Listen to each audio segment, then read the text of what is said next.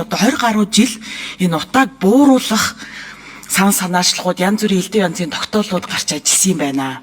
За тэгвэл харамсалтай нь өнгөрсөн хугацаанд бол бас яг энэ асуудал шийдэгдсэнгүй. Тэгээд энэ 2 сарын өмнө болсон сонсголын хүрээнд бол бид бол одоо өнгөрсөн хугацаанд 779 иргэн утаанд угаартж амь насаа алдсан гэх мэтчлэн бол маш тийм одоо сэтгэл сэртхийлгэм тоо баримтуудыг сонслоо. За төсөв хөрөнгийн хувьд ч гэсэндээ ерөөсөө даруй 5 их 80 гаруй төгрөгийн зарцуулалт хийсэн гэсэн тооцоог бол одоо бас бид одоо манай ажлын албаныхан гаргасан байгаа. Тэгэхээр одоо хэдүүлээ бол одоо дөрвтэй алхам хийх ёстой гэдэг дээр бол санал нэг байна.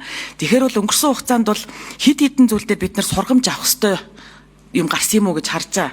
За нэгдүгээрт ерөөсөө ийм утааг бид нар богино хугацаанд бүр мөсөн шийдэж чадна гэсэн итгэл үнэмшил хаана ажиглагдсангүй.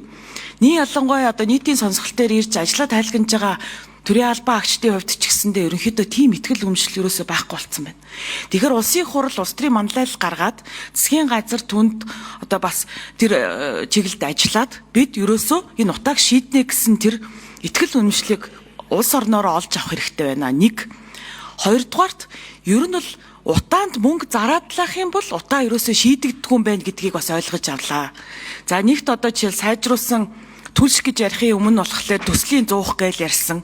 Тэгэл одоо 100 ч байдаг юм уу, түлшч байдаг юм уу, одоо мэдрэгч байдаг юм. Ямар нэгэн байдлаар утаа үйлдвэрлэдэг зүйл бид нар мөнгө зараадлах юм бол утаа чинь байгадлах юм байна гэдэг тийм зүйл.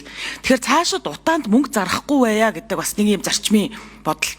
Тэгээд төр ерөөсөө технологи сонгож болдгүй юм байна. Технологийн сонголтыг бол иргэд өөрсдөө хийх ёстой байд юм байна. Тэгэхээр өнгөрсөн хугацаанд бол нөгөө төр мөнгө зараад идэг. Тэгээ төр технологи санал болгоод байсан байгаа байхгүй юу? За одоо энэ төслийн гоё үлзий зуухыг тавиач гэдэг юм уу? Эсвэл энэ шахмал түлшийг түлээч гэдэг юм уу? Тэгэнгүүт ерөөсөө энэ асуудал чинь бас шийдэхдэггүй байна. Эн чинь бол бас иргэдийн өөрсдийнх нь сонголт хамгийн зах зээлийн зарчмаар аль нь илүү үр ашигтай байна гэдэг тэр зүйлийг хийх ёстой гэдэг. Тэгэхээр ийм гурван сургамжийг бол сая нийт сонсголын үр дүнд бол одоо миний хувьд бол олж авсан.